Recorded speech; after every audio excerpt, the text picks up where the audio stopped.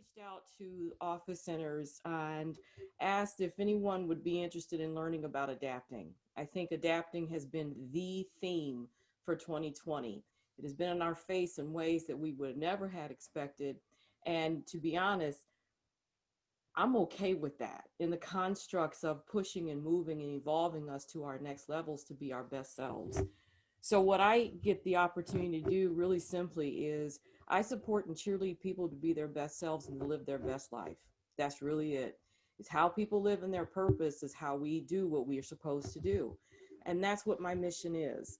So with that, Will also has a one-page flyer that he'll be sending out to everyone who registered as well. I would encourage you to look at it, play with it, talk about it, share it, do whatever you can, because this is really about you and how to really balance it, how to balance your self-care. We're going to really need self-care in the next 2 months more than you would ever imagine.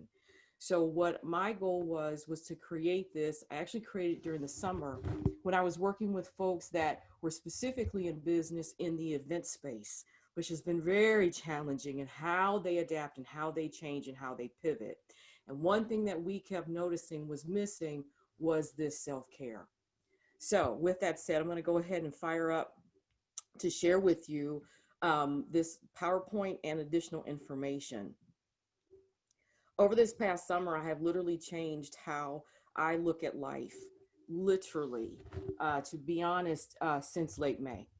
And so in that, I thought, what else and how else can I support other people? The first thing that I noticed when I was working with a mentee, a young student, amazing university graduated recent from Nigeria, was that he was freaked out. He was absolutely freaked out. And the first thing I said to him was breathe. Simply breathe. He went back home to Nigeria, where he is from, and that's how we met, believe it or not, and had these conversations. I said, you've got to reflect on what's going on right now with you. The second thing I talked about was, drink water. When you breathe and you drink water, it makes you stop. So I encourage people to, if they're in a Zoom call or in a meeting for an hour, 20 to 25 minutes in, stand up and stop. Have a small group. Do something to move the body and the head, and to make sure to drink water. Sometimes when I'm working with folks, I say, who can be the water reminder? And what they do is they literally pick up their bottle to remind everyone in the meeting to physically take a drink. So just to keep yourself balanced, literally actively all the time. That's how we ingest information and make the little things better, if especially a complex conversation or something like that. The other thing is, when we drink water, we stop and we listen and we think for a moment, what is our role in the situation that we find ourselves in? When we breathe and when we drink water, we stop. We look at what's going on. We look at maybe even our own accountability, and we just stop. Sometimes I think we move so fast that we didn't know when to stop and when not to. During the time frame in May, Ian Van Sant said we were running everywhere before COVID. We were living everywhere before COVID, except for our homes, and COVID made us stop. And so that continues. So to me, that was an indicator of us attempting to figure out how to take care of ourselves. The third area in this 10-step process to think about is ask yourself, it's a question that my mother actually asked my sister. When my sister had begun, when she was done with college, she started living in the con spaces of shoulda, woulda, and coulda. My mother stopped her mid-sentence and said, whose script are you writing? Whose script are you writing? This is another place, believe it or not, of self-care. So when we stop and we drink water and we breathe and we assess where we are in the situations, maybe sometimes it's a good question to ask, whose script are you writing? And maybe reflect on it, maybe record it. Some people like to journal, some people like to video, whatever that outlet is for you from a creative space. I like to chop vegetables, and I ask myself these rhetorical questions. The fourth place is, who is your accountability partner? Ask yourself, who do I choose to lift me up, to move me forward? I recognize that, sometimes we lift so many other people up that we don't have the backbone, the wall support, if you will, something behind us to support us in our efforts. Sometimes we give and give and give so much that we realize that we sacrifice our self-care. Well, I ask for everyone to consider who is supporting them. It could be people that are your mentor. It could be your colleagues. It could be your go-to person when you just don't know what to do or where to go or where to start or begin. So that's just another idea, right, to think about. These are just think abouts. Ask yourself, who do I choose to lift me up? And then the question becomes, is that the best person to choose to help you lift you up? I don't know. That's an idea too. And maybe it's a matter of finding new people to do that as well. I did that over this year.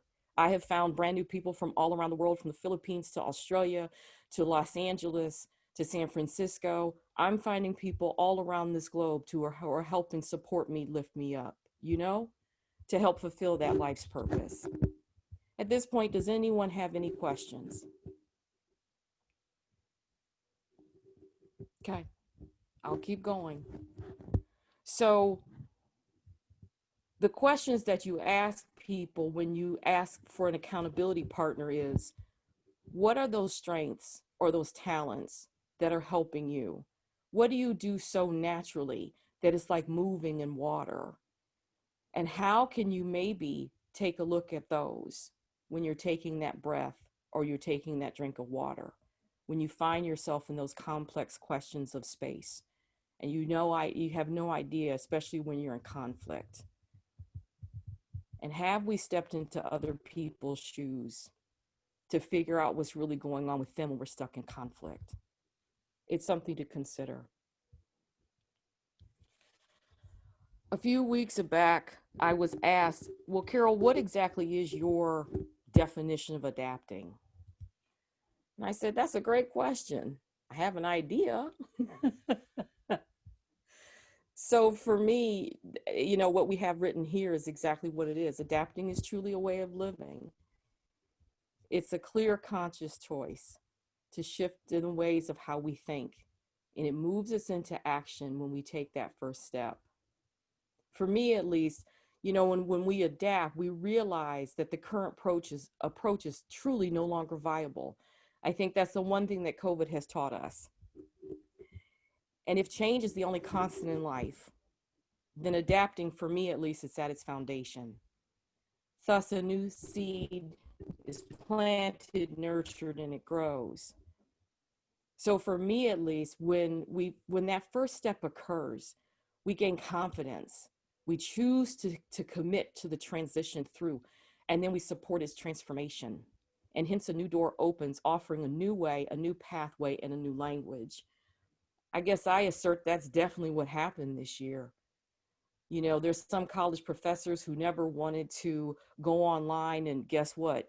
They're online teaching, right? So the situation was no longer viable in that case for them to do face-to-face unless it was lab work, or until the universities or colleges figured out ways that the students who needed that type of lab work, you know what I'm saying, could really adapt and do well and still complete their course requirements. So in some situations, we're moved to a space where it's no longer viable. Sometimes, especially in our organizations of where we work and live, we see it coming years prior, but we choose to stay comfortable in those spaces. Sometimes. So that's what, to me, adapting was all about. Another area about adapting is actually there's a leadership model called the adaptive leadership. What adaptive leadership is that it goes beyond the platform of the core leadership principles, which primarily consist of strategy, action, and results.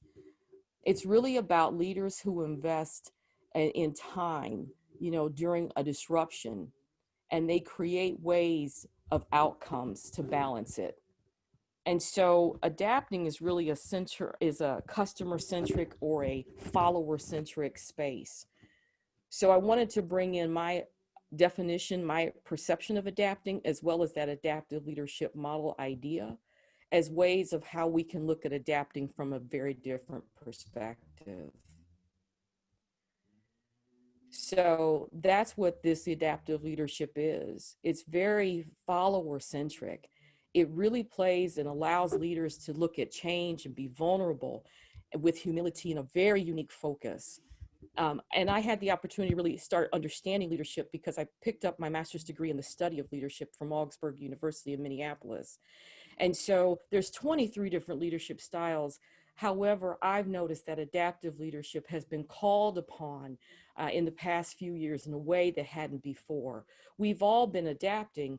I said, well, let me put this into present in a way of how you as a leader, you know, how we can look at teams and clients as followers, but then at the same time, they're leading us and we're following them. So it's very mutual. It's a two-way street as far as adaptive leadership is the model itself. And so with that, I thought we could do a breakout room discussion.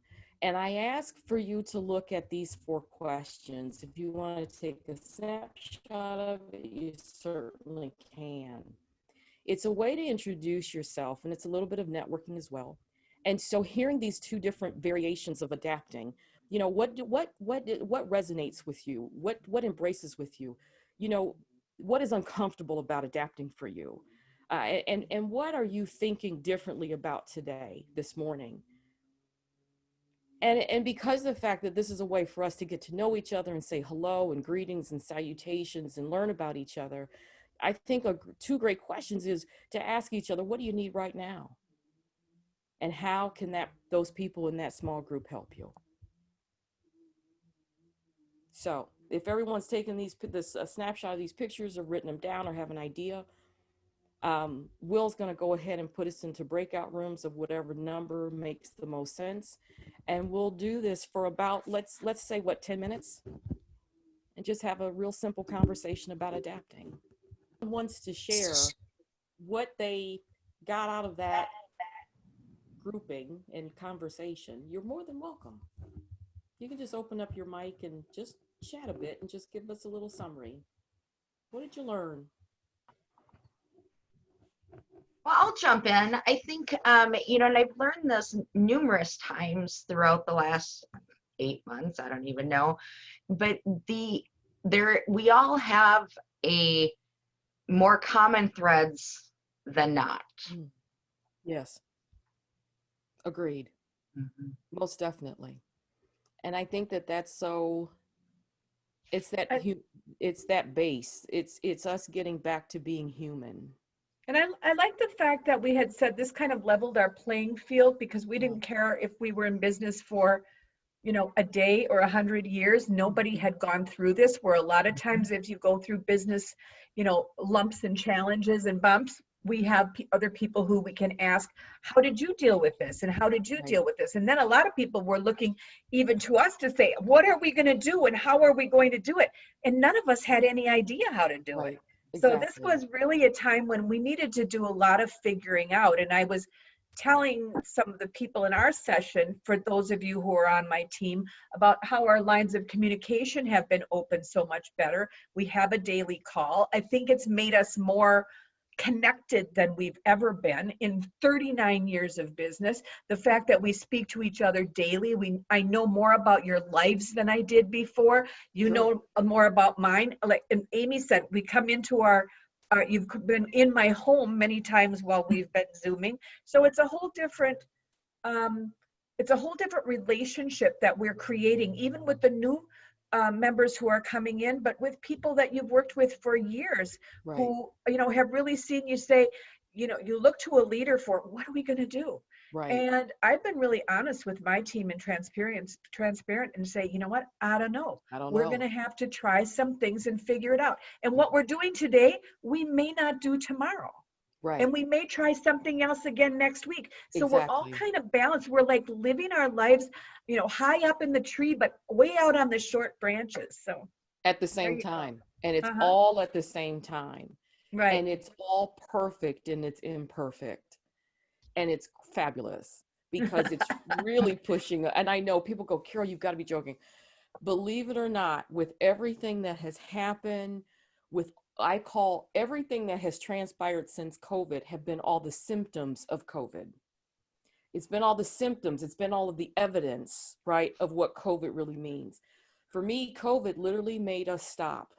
It made us look Right. at our luggage. It made us look at our baggage. It made us look internal. When Iyanla Van Sant said what she said, we lived at work, we lived at church, we lived at the grocery store, we lived at the country club, we lived at the hair salon, we lived at the retail stores, we lived every place but home. She was absolutely on point. So this has given us, it's almost as if humanity needed a respite. The earth needed a respite. Like it just stop, and just sit for a moment. And so that to me has created amazing creativity, collaboration, vision, you know, the moving from the I to the we, community in a way we've never seen. What an opportunity. A real So with step outside and outside a lot of people's comfort zone. it did, it did. And for me, that's okay. I live in conflict. I love to work on conflict resolution because that's where I know I grow. Oh, Carole, I need to hang with you. Mhm. It's kind of fun. So I'll get back to the presentation, and thank you so much. I appreciate that feedback. It's wonderful. So let me go back in. So after we've done this, so again, when we consider a mindset shift, right, in self-care and adapting in this way, and we look at a customer or client centered mindset, it reminded me, and this is a perfect segue into the platinum rule. Dr. Tony Alexandria in 1996 said, the platinum rule is a little different than the golden rule. The platinum rule is all about how we look and shift into a customer-centric mindset in everyone we meet. So basically, the platinum rule is treat others as they want to be treated. How I interpret that is it's a matter of me walking into their shoes, seeing life through their lens, and looking at life through a whole different perspective. So essentially, it shifts me from the I into the we, with no expectations, with no with nothing in return. It's simply that. And so it's the to me the platinum rule is the 2.0 of the golden rule. And I believe that COVID is, and everything that's happened in the 2020 has been shifting us into that space of the we as a collective in humanity, however that looks for you. Number 7 is breathe and focus and listen to yourself. One of my sayings that I've come to a conclusion, I haven't been on this earth very long, but I've learned a lot along the way. And I firmly believe that self-care is not selfish, it is selfless. It is, I always think of, haven't been on a plane for a while. Last time I was on a plane, I said goodbye to my aunt. The week before, the lockdown happened in Minnesota. And she, it was interesting because it reminded me of the flight attendants. What do they say when they're going through the safety and security checks? Mask comes down, you what? You put the oxygen mask on first, then you assist everyone else. Self-care is not selfish, it is selfless. For me, the real reason of the why is, what is your real reason for your why, your purpose? It's about being in flow. For me, self-care and adapting really lends itself, believe it or not, in being the pocket of the flow. When I know that I am self-care, when I'm taking care of myself, when I'm getting enough rest, when I'm eating healthy, when I'm exercising my body and my mind and my spirit, and I live into an adapting space of being open, there's flow that happens. Doors and windows open that I had never anticipated. I solve problems that have been nagging for years sometimes. I firmly believe that everyone has the answer in front of them. It's a matter of how they allow for themselves to see the doors and the windows right in front of them that they couldn't see. And that's where I talk about adaptability partners coming into play to help you see that, whatever that looks like. Number 9 is to remind yourself of the process. This is a process. Nothing is a quick fix in life. If it's too good, if it sounds too good to be true, we know it is. Trial and error always tells us that. And how we move impact into purpose in redefining our why. So we know why we do what we do, how we do what we do, and where we need to do it. And number 10, again, is to breathe, drink water, breathe, drink water, breathe, drink water. And to look at the situation. So it's not always about the emotional space. And yes, we do go through the emotional space. We all went through a shell shock with COVID. There's no doubt about it. March and April, everyone froze. But then when we started to breathe and we started to drink water, something started to shift. Compassion, maybe, and passion. Yeah, probably. So those are the 10 steps. I wanted to give also a couple of bonuses. So sometimes when we get stuck in life, we get into a rut. We found ourselves in a rut. And it's part of the transition model. A gentleman by the name of Frederick Hudson, who created a fantastic book called The Adult Years. There was a thought process back in the 90s, believe it or not, until the 90s, that we stopped learning after the age of 18. Isn't that interesting?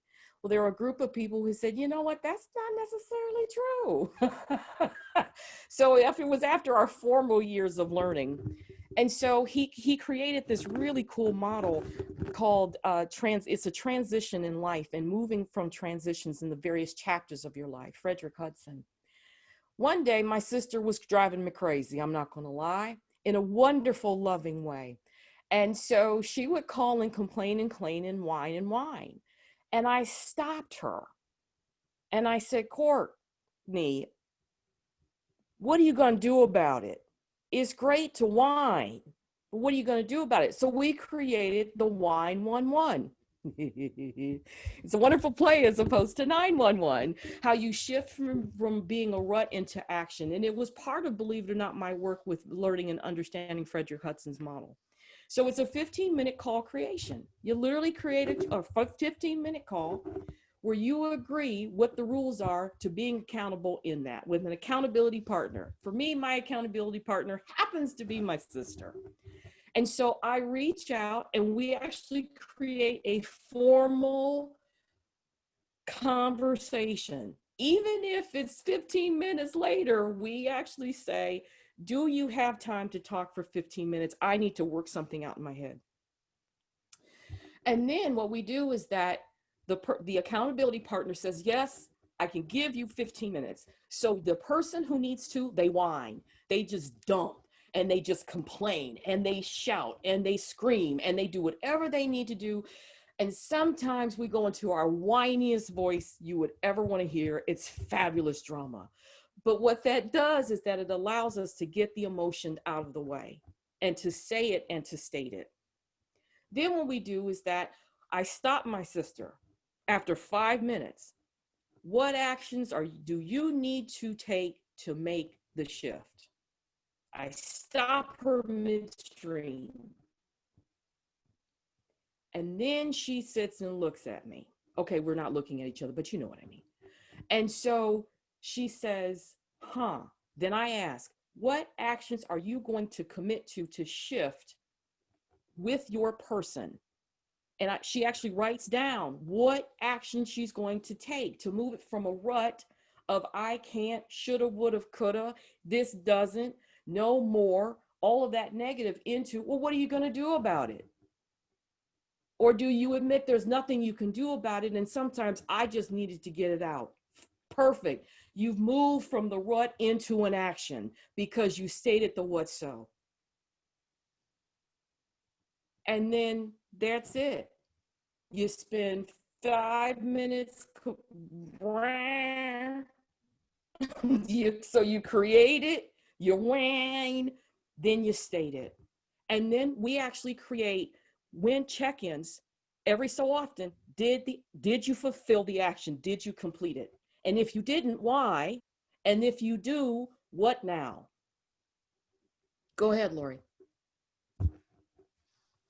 Did you misspell wine? Because I think it should be W-I-N-E, wine. You know, we debated on that back and forth. That was a conversation, and we said, no, we got to keep it. We got to keep it as a W-H. Oh, okay. Just And wanted some to check. Well, because, you know, yeah. So, but we do it in the evenings between 5 to 7. So it is kind of during the happy hour time frame. So that's why we debated back and forth. Yeah.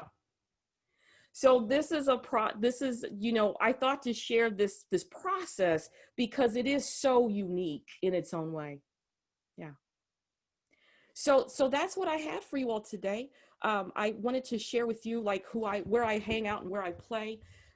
Again, I want to hear what you all say about this, what your questions are, if you have any thoughts. But that's where I'm at.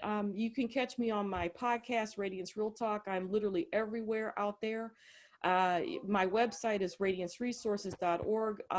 If you want to hang out and play with me on LinkedIn, please do. And I'm on all the other social medias of Facebook, Instagram, and the Twitter.